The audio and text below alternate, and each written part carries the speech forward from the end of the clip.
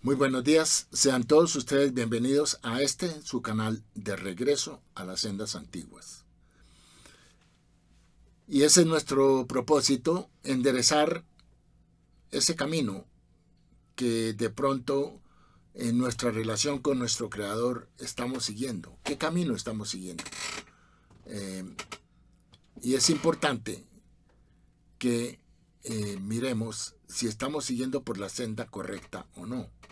La única forma de saberlo es a través de la Escritura, no de lo que nos dicen los pastores, no de lo que nos dicen los sacerdotes, no de las predicaciones que suenan bonito, sino lo que dice la Escritura. Las enseñanzas deben estar de acuerdo a la Escritura. Y cuando hablo de la Escritura, me estoy refiriendo al Tanakh. Al Tanakh, que es lo que llamamos, lo que es mal llamado Antiguo Testamento, porque de antiguo no es, y obviamente que estamos hablando de la ley de Moisés, junto con lo que los profetas hablaron y los escritos que están ahí. Así que el tema de hoy es un tema que se puede escuchar duro, puede no sentirse muy atractivo, pero igual es un tema muy sincero. Y el título de la predicación, de esta enseñanza, es Jesús jamás predicó a los gentiles. Muchas personas creen que sí, que Él vino por todo el mundo. No, Él no vino por todo el mundo. Él mismo lo dijo. Vamos a ver eso ahorita en el mismo Nuevo Testamento. Y tenemos que aceptar que lo que leemos de Jesús, de su predicación, de sus enseñanzas en el Nuevo Testamento, nos da la impresión de que él era un rabino judío, ortodoxo, que exclusivamente predicó a los judíos. Eso es lo que el Nuevo Testamento nos muestra acerca de Jesús. Y es obvio que él nunca vino a predicarle a los gentiles, él nunca los buscó. Él tuvo 4 encuentros con gentiles, pero fueron encuentros esporádicos, accidentales. Pero él no los buscó, ni él los buscó a los gentiles para predicarles a ellos, tampoco.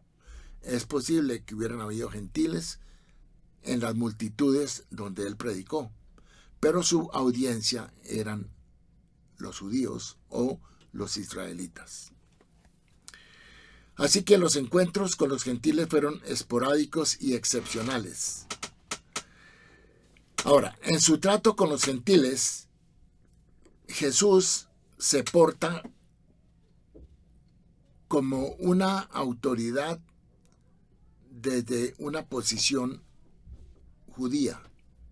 Es decir, si los mismos fariseos lo llamaban a él rabí, que quiere decir mi maestro, era porque él estaba enseñando según los fariseos.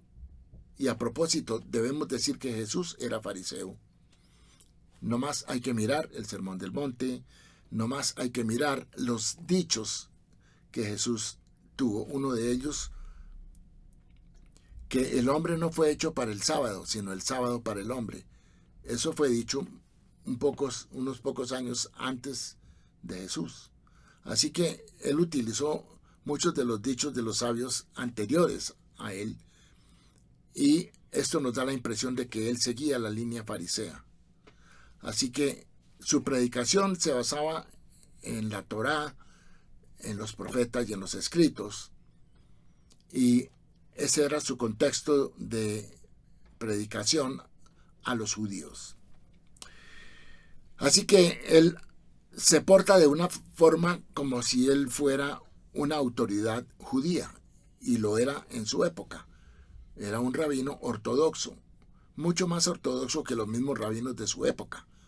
Eso lo podemos ver en el tema de Mateo capítulo 5, en el Sermón del Monte, donde él realmente radicalizó algunos de los mandamientos, los hizo más exigentes.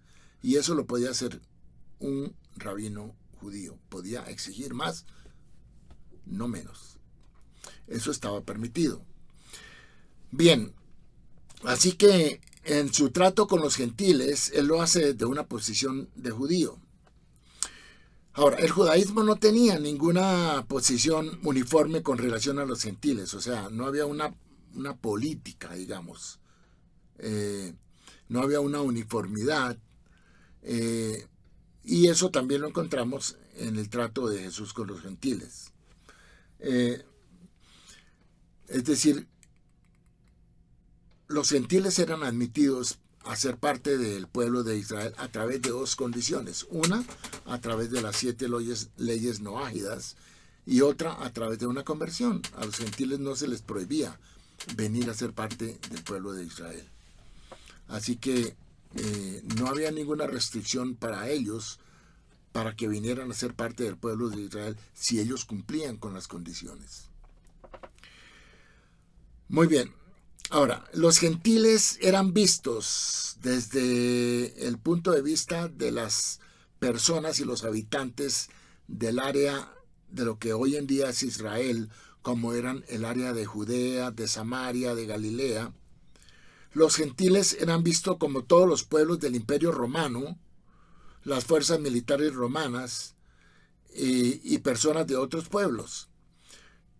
Pero especialmente hacia los romanos había cierta aversión, porque ellos eran las fuerzas que estaban ocupando el territorio que es hoy en día Israel. Por lo tanto, los judíos vivían en el marco de una ocupación romana, y la imagen de los gentiles ante los judíos, especialmente en esta área de lo que hoy en día es Israel, no era la mejor. Si vamos a mirar cuáles eran las ideas de Jesús con relación a los gentiles, podemos ir, y los invito a que abran sus Biblias y miremos juntos estos versículos. Vamos a ir a Mateo capítulo 5, versículos 47 y 48.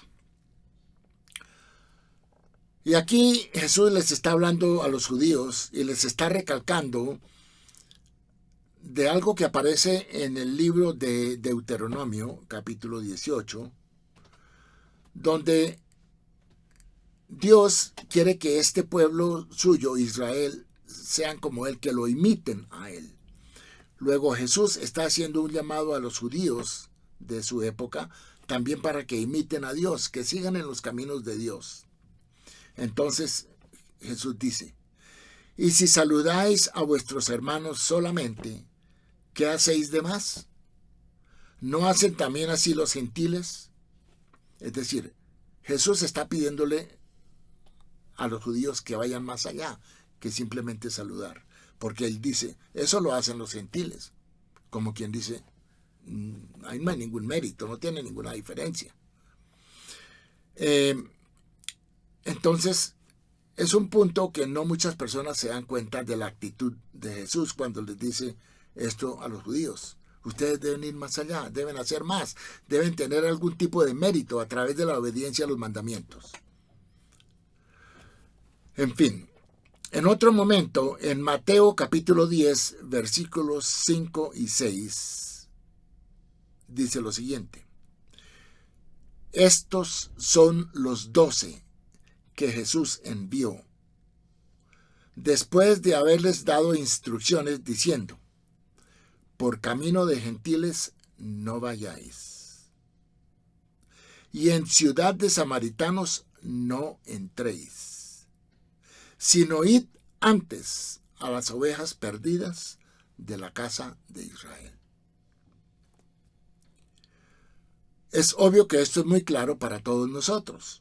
Y Jesús le está diciendo a sus discípulos que no vayan a donde están los gentiles, porque Jesús los está mandando a predicar. Entonces les está diciendo, por camino de gentiles no vayáis. Y en la ciudad de samaritanos no entréis. ¿Por qué? Porque en alguna vez fueron rechazados. Entonces aquí vemos claramente cuál era el pensamiento de Jesús. Y en el encuentro con la mujer samaritana, en Juan capítulo 4, versículo 22, después del diálogo con esta mujer, que fue un encuentro accidental, porque Jesús paró porque tenía sed y quería beber agua, y había una mujer samaritana. Termina él diciéndole a ella: vosotros adoráis lo que no sabéis. Nosotros adoramos lo que sabemos, porque la salvación viene de los judíos. Póngase usted a pensar en por qué Jesús dijo eso. Y póngase usted a pensar qué quiere decir cuando Jesús dijo, porque la salvación viene de los judíos. Eso está en Juan 4, versículo 22. Así que comenzamos a ver un panorama que antes no le habíamos puesto mucha atención. Y escuchando las prédicas de los pastores, de los sacerdotes, que dicen que Jesús vino por todo el mundo, no, eso no es así. Vamos a mirar cuáles son los encuentros que tuvo Jesús con los gentiles, que no es porque Él los haya buscado a ellos, sino que ellos lo buscaron a Él. Tenemos un encuentro con una mujer cananea en Mateo capítulo 15, versículos 21 al 28. Tenemos un encuentro con un siervo de un centurión romano que está en Lucas capítulo 7, versículo 1 al 10. También tenemos un encuentro con la mujer samaritana que está en Juan capítulo 4, versículos 1 al 22. Y por último, tenemos un encuentro con un enfermo samaritano que está en Lucas 17, versículo 11 al 19. Y aquí en el último encuentro, en Lucas 17, estamos hablando de los 10 leprosos que venían de Galilea. Entonces vamos a cubrir cada uno de estos, por lo menos vamos a cubrir 3 encuentros, y vamos a mirar en detalle lo que muchas veces podrán haber leído y no habrán captado. En el encuentro con la mujer cananea, vamos a ver lo que dice. Mateo capítulo 15, versículos 21 al 28. Dice: partiendo de este lugar se retiró Jesús a la región de Tiro y Sidón. Y he ahí que una mujer cananea, venida de ese territorio, dio voces diciendo: Señor, Hijo de David, ten misericordia de mí. Mi hija es grandemente atormentada por un demonio. Pero Jesús no le respondió nada. Eso parecería extraño, que una mujer se le acerca y le implora y él no le responde.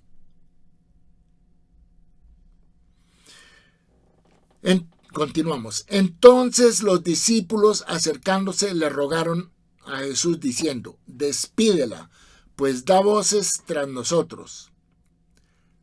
Ahí Jesús interviene y dice: no soy enviado sino a las ovejas perdidas de la casa de Israel.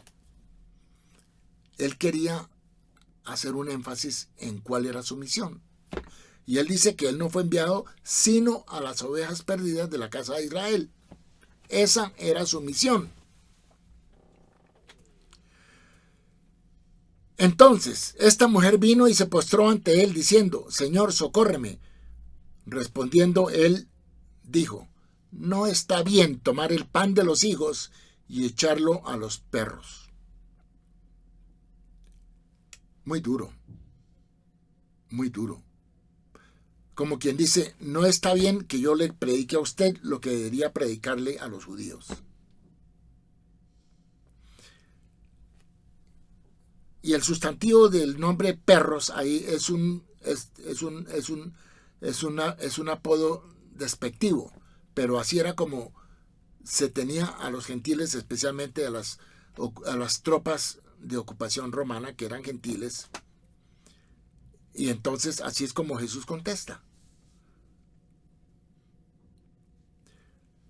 Y ella dijo: sí, Señor, pero aún los perros comen de las migajas que caen de la mesa de sus amos. La mujer, muy sumisa, muy humilde, Entonces respondiendo Jesús le dijo: oh mujer, grande es tu fe, hágase contigo como quiera. Y su hija fue sanada desde aquella hora. En primer momento, el primer punto que debemos aquí mirar es que cuando ella lo llama y le clama, él no le responde, la ignora. Así que no parece muy misericordioso en esta posición.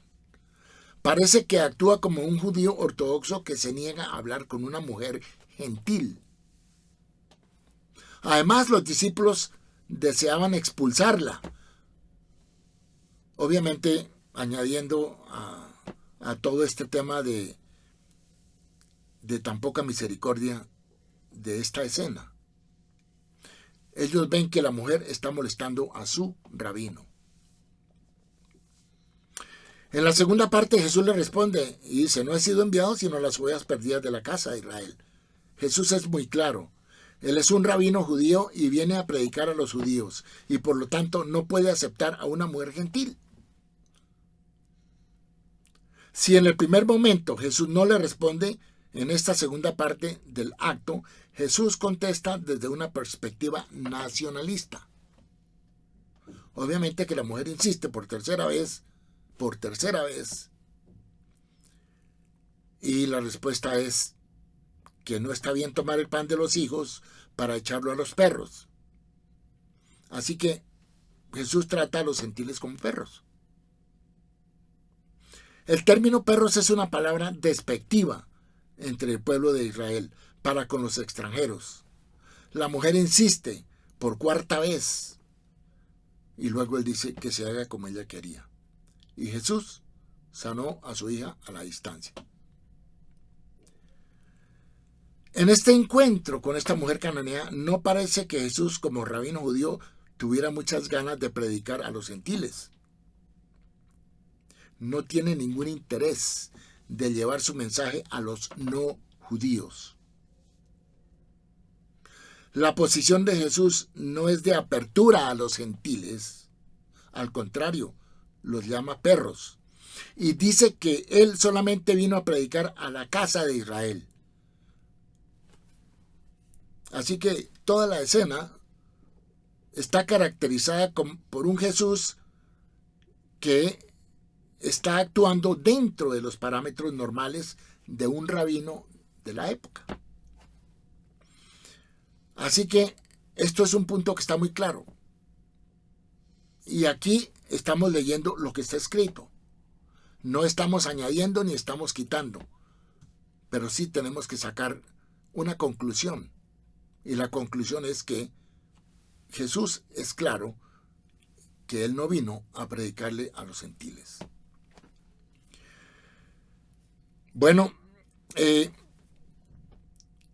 aquí hay otro tema que es el del siervo del centurión. Esto lo encontramos en el libro de Lucas, capítulo 7, versículo 1 al 10. Dice lo siguiente. Este tema, este escrito, lo estoy sacando de un escrito de un escritor judío, Mario Sabán. Y él nos ha dejado en claro, a través de las investigaciones, y nos ha podido presentar esta figura. Así que el encuentro con el centurión dice: y sucedió que un centurión tenía un servidor enfermo, a punto de morir, y que le era de mucha estima. Habiendo oído hablar de Jesús, envió el centurión a Jesús a algunos ancianos de los judíos para rogarle que viniese a sanar a su servidor. La pregunta aquí es: ¿por qué el centurión no fue directamente a donde Jesús? ¿Y por qué el centurión tenía que ir a través de los ancianos de Jerusalén para ir y pedirle a Jesús que sanara a su siervo? Así que se presentaron ellos a Jesús y le rogaron con insistencia, diciéndole: es digno de que le concedas esto, porque ama a nuestra nación y nos edificó una sinagoga. Pareciera que Jesús tuviera que tener alguna excusa para hacerle el favor al siervo del centurión de curarlo. ¿Y por qué los ancianos de Jerusalén tenían que ir a él y rogarle que hiciera algo? Y además de eso, le citan 2 puntos a favor del centurión.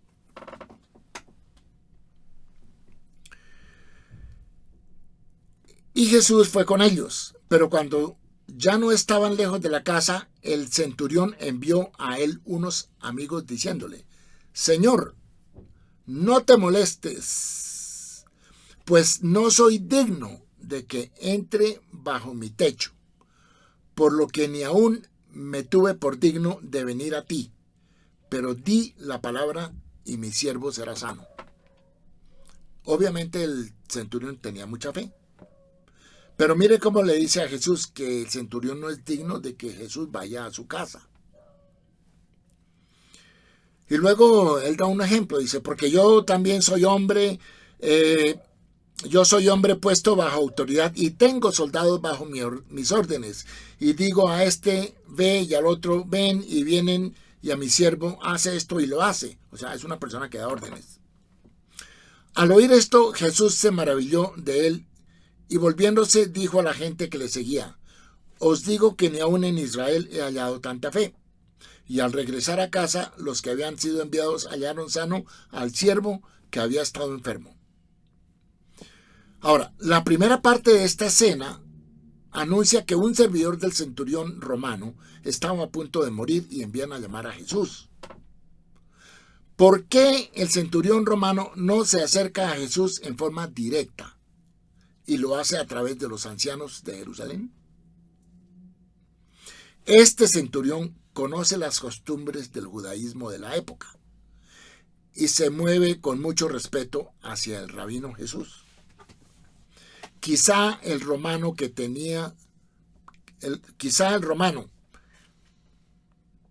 Jesús temía, que Jesús como rabino ortodoxo sabía que no tenía trato con los gentiles y decide enviar su mensaje a través de los ancianos.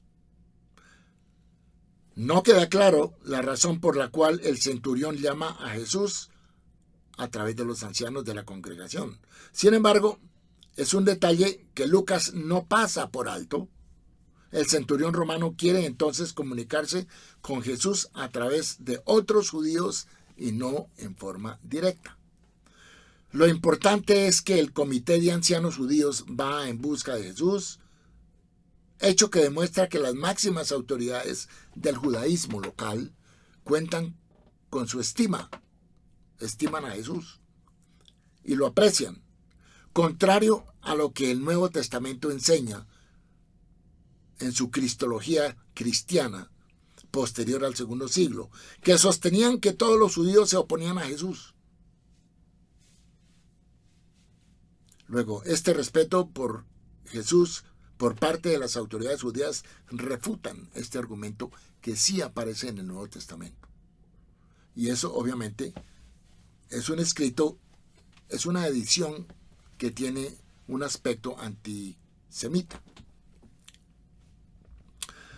Una posible razón por la cual el centurión romano llama a Jesús a través de los ancianos es porque sabía que existía una probabilidad de que Jesús, como judío, se negara a cooperar con el romano ocupante por ser un gentil.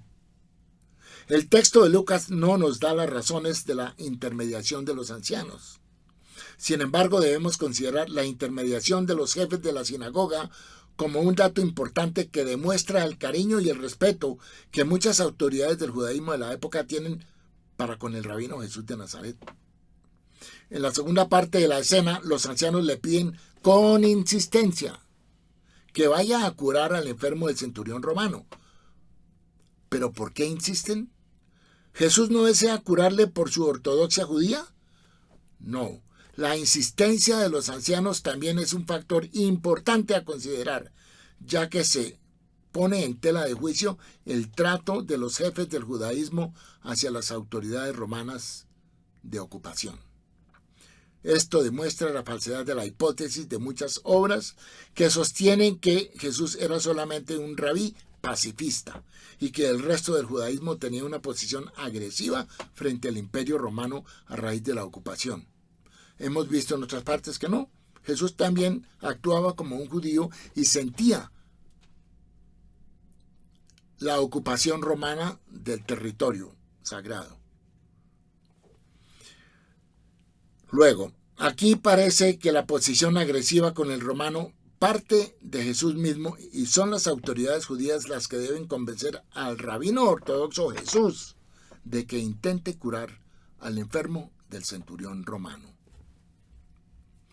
Jesús no tiene muchas ganas de ir a curar al siervo del centurión, ya que es un gentil y además forma parte del cuerpo militar que ocupa su patria.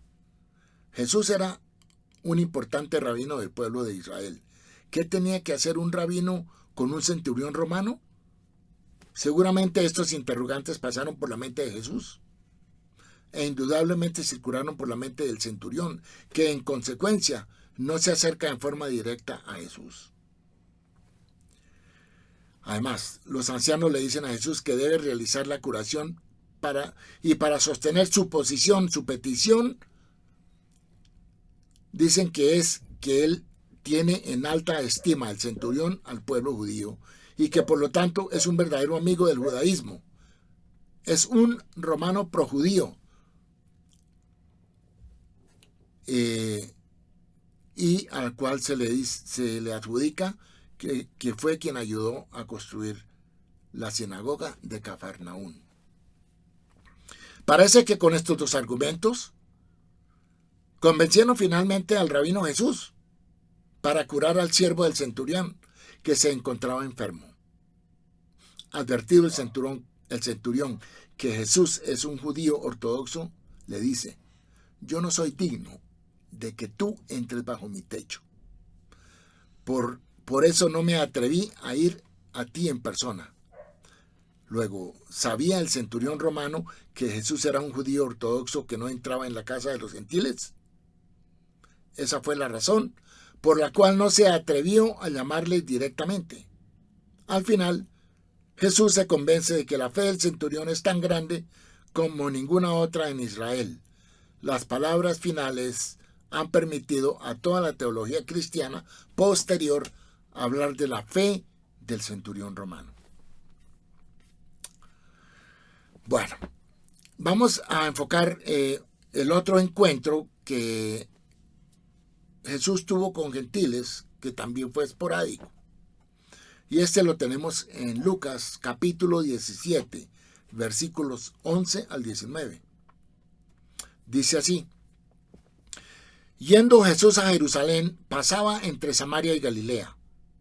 Y al entrar en una aldea le salieron al encuentro 10 hombres leprosos, los cuales se pararon de lejos y alzaron la voz diciendo: Jesús, Maestro, ten misericordia de nosotros. Cuando él los vio, les dijo: id, mostraos a los sacerdotes. Y aconteció que mientras iban, fueron limpiados. ¿Por qué Jesús los iba a mandar donde los sacerdotes? Porque es una costumbre judía. Hay que ir a hacer una ofrenda.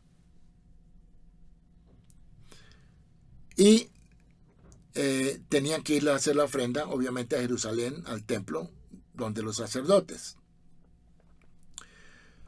Entonces dice en el versículo 15: entonces uno de ellos, viendo que había sido sanado, volvió glorificando a Dios a gran voz.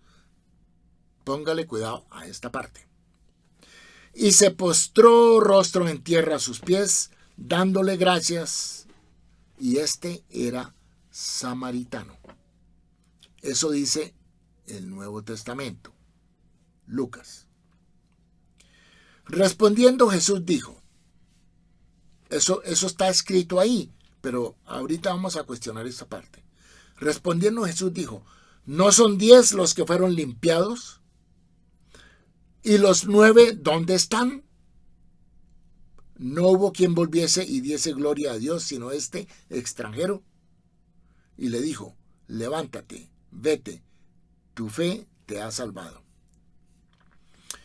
Aquí vamos a ver que han hecho, que han introducido textos que no debieran estar ahí. Porque hay unos textos que son muy antisemitas. Vamos a mirar cuáles son. En primer término, Jesús los cura a distancia y les dice que vayan al sacerdote a cumplir con el ritual judío de la purificación. Mientras están en camino de Jerusalén, se curan y el samaritano vuelve a darle las gracias a Jesús. La pregunta que surge es esta: ¿por qué regresa el samaritano? Podríamos decir que es el único agradecido. Sin embargo, hay aquí un elemento que se les ha escapado, dice Mario Sabán, que se les ha escapado a todos los investigadores del tema en los últimos 2000 años. Y voy a explicarlo. Y procede a explicarlo de esta forma. ¿Podía el samaritano ir al sacerdote o al Cohen del templo a participar del rito de la purificación? No. En primer término, porque el propio samaritano no creía en el judaísmo, no era judío. Y además el sacerdote no lo hubiera admitido. Luego, por lo tanto, no podía ir a la purificación hebrea de Jerusalén, en Jerusalén, y en segundo lugar, porque el propio sacerdote judío no hubiera permitido que un samaritano se purificara sin la conversión formal al judaísmo. Entonces, el único que puede retornar anticipadamente para darle las gracias a Jesús es el samaritano, porque no tiene que ir a Jerusalén. Ahora, como el samaritano no cree en el judaísmo, en consecuencia no viaja a la purificación al templo de Jerusalén. Por eso se regresa. Ahora, los otros 9 judíos que para la teología cristiana son los desagradecidos o malagradecidos, son los exleprosos judíos que estaban ocupados en el cumplimiento del ritual de la purificación, porque debían cumplir con el judaísmo. Y Jesús tenía que saber, como buen rabino que era, que el samaritano, como no era judío, fue a darle las gracias por la acción realizada, porque no podía o porque no quería ir a Jerusalén. Si un samaritano viajaba a Jerusalén, estaba aceptando el judaísmo y por lo tanto dejaba de ser samaritano. El samaritano no necesitaba ir a la purificación del judaísmo, precisamente porque era samaritano. Difícilmente un rabino podía hacer la pregunta que hizo Jesús: ¿dónde están los otros 9? Esa pregunta fue puesta ahí como un agregado para hacer ver mal a los judíos. Por eso es que es un texto antisemita. Y aquí es donde vemos que, siendo Jesús judío, él sabía que los 9 judíos no iban a regresar a darle las gracias como lo hizo el samaritano, porque él acababa de enviarlos a Jerusalén a que se fueran a presentar ante el sacerdote y a que hicieran un rito de purificación.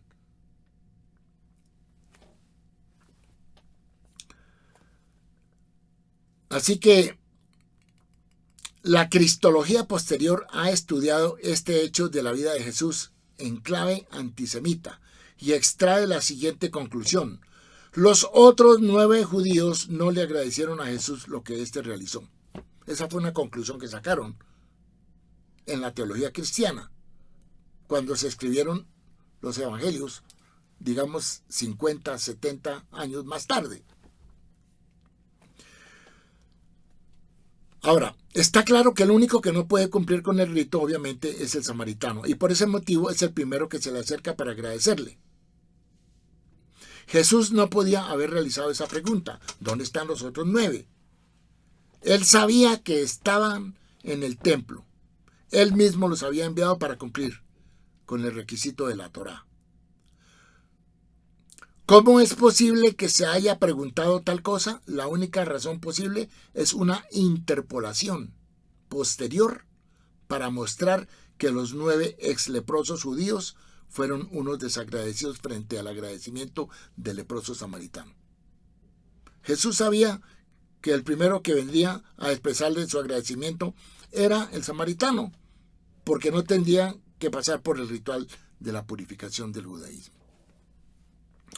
Como hemos podido comprobar, estos 4 casos, o estos 3 casos, el de la samaritana ligeramente, que hemos expuesto sobre el contacto entre Jesús y los gentiles, son situaciones aisladas, y todos ellos contienen detalles que minimizan las expresiones a favor de los gentiles, que mantiene desde hace siglos la teología cristiana.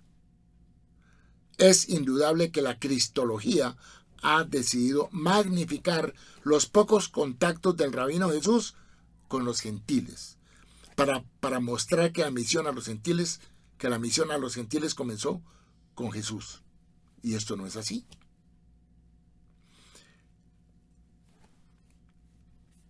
Así que, llegando a este momento, tenemos que preguntarnos un detalle más. Si Jesús expresó su sentimiento hacia los gentiles, no estaba en contra de ellos, pero Él no vino por ellos. Él no vino a predicarle a los gentiles, Él vino a predicarle a los judíos. Pero Él no excluyó a los gentiles si estaban ahí con los judíos. Entonces, no puede existir una posibilidad de que hubiese resultado un tal apóstol Pablo años más tarde diciendo que Jesús lo envió a predicar a los gentiles, porque Jesús nunca se interesó por los gentiles.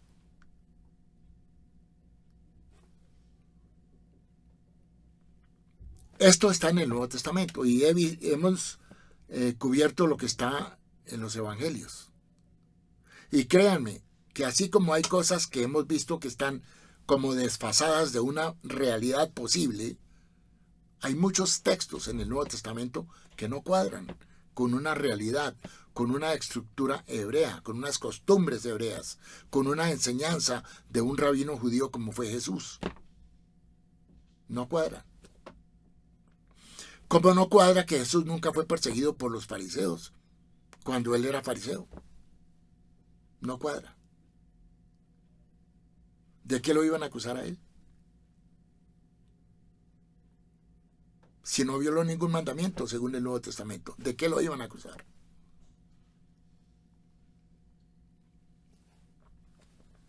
Así que, y más adelante en el libro de los Hechos, hay un pasaje donde cuando arrestaron a Pedro y a los discípulos después de la muerte de Jesús, los apresaron, ellos tuvieron que ir ante el Sanedrín.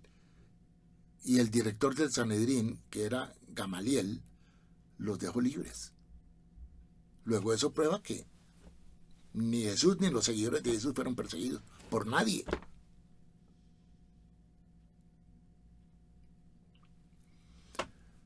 Muy bien.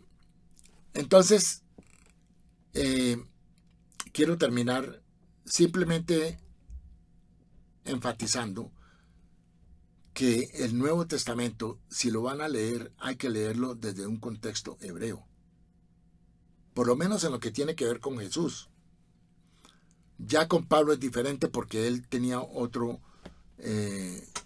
tenía una teología diferente. Y vuelvo a repetir, en el Nuevo Testamento usted va a encontrar 2 mensajes contradictorios. Uno, el mensaje de Jesús, otro, el mensaje de Pablo. Pablo no conoció a Jesús, no predicó a Jesús, no predicó lo que Jesús enseñó. Así que esas son cosas que hay que seguir investigando. Yo los dejo por ahora y solamente les pido que sigan estudiando. Y cualquier pregunta, cualquier inquietud,